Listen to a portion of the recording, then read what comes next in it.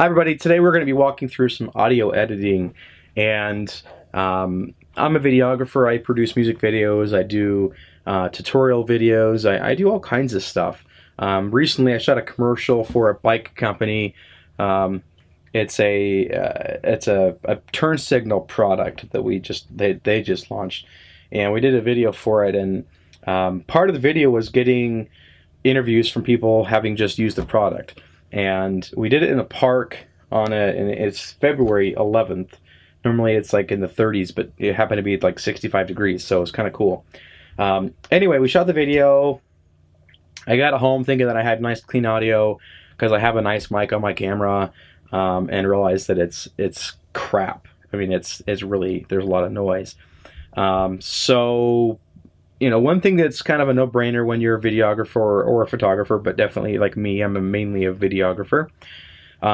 It's important to have a nice camera. It's also important once you have a nice camera, like if you start out with a nice camera and a kit lens, you're okay for a while, but eventually you're going to want a nicer lens or a set of lenses that are of higher quality. So after buying some lenses, it's important to have nice microphones, and then you need to have some audio editing equipment too to help with that after the fact. So when I got home thinking that I had this brand new really nice microphone that I thought was going to get just perfect audio, I had the camera nice and close to my subjects, and like right now I'm about 1.5 feet away from my camera. I was about the same distance with my subjects at this commercial shoot, but there was so much road noise because we were in a park right near a busy street. There were cars driving in and out of the park. There were skateboarders and all kinds of stuff happening in the park. So as you can see here on the display, there's a lot of noise. We're going to zoom in here a little bit and kind of talk about the layout of audio, what exactly you're looking at. So these dark oranges and yellows, I believe it's the darker the color, or the brighter the color, the louder the noise is.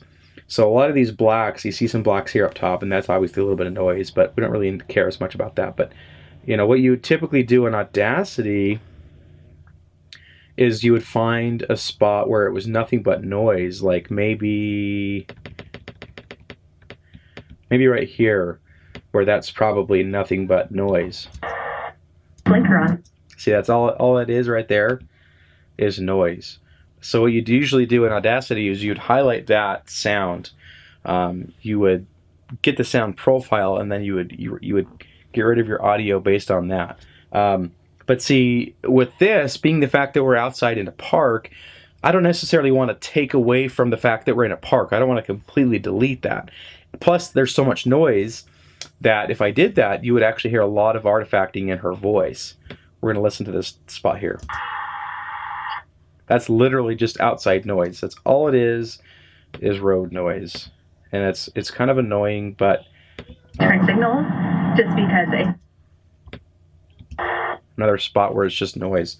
But like I said, we've got so much noise going on that if I take out a lot of noise, it's going to really make her voice sound like crap. So Adobe Audition has this great feature that allows you, it filters out noise a little bit. Let me show you how it works. You go ahead and do effects. First of all, obviously you need to highlight the area that you want the noise reduction done. Go into effects, go down to noise reduction and restoration, adaptive noise reduction. There are 3 standard settings, or you can create a custom one if you'd like. What I'm going to do is I'm going to go with a heavy noise reduction just to kind of see what that sounds like, because there is so much noise out there. I want to see if this program can get rid of some of the noise that I don't want and maintain enough of the noise that I do want, the sound of her voice specifically, to make it sound decent. Let's listen to what it sounds like. Now for the first second or 2 or 3, you're going to hear the program kind of adjust the way that it's recording, or the way that it's minimizing the sound. So it's going to take a second for it to get in there, but you'll hear that. So just look right here, ma'am. I'm going to talk to you, ask you a few questions. You can face this way though, like that way. There we go. Just face the camera, but like look at me.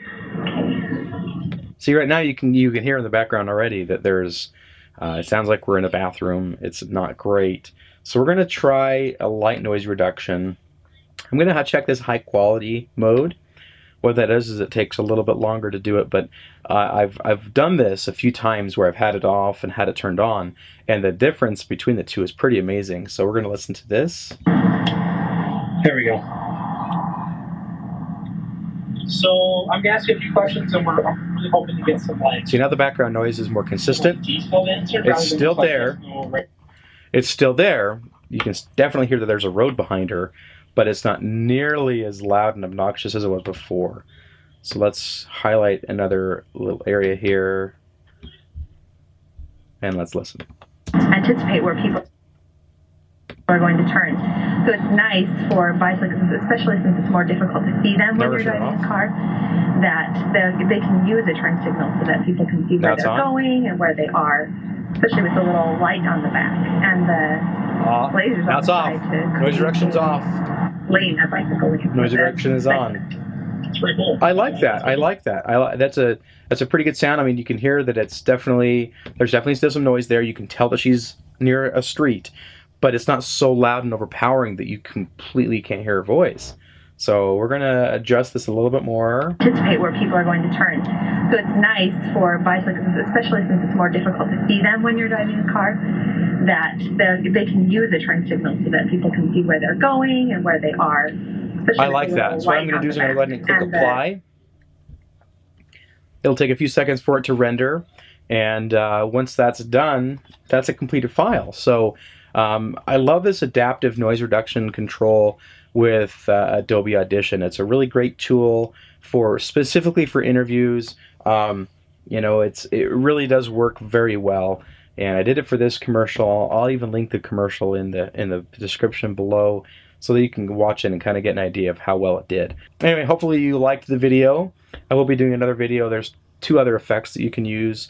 Well, two other effects I'm going to show you how to use here in the near future. So hopefully you enjoyed, and if you have any questions, comments, concerns, please leave a comment below.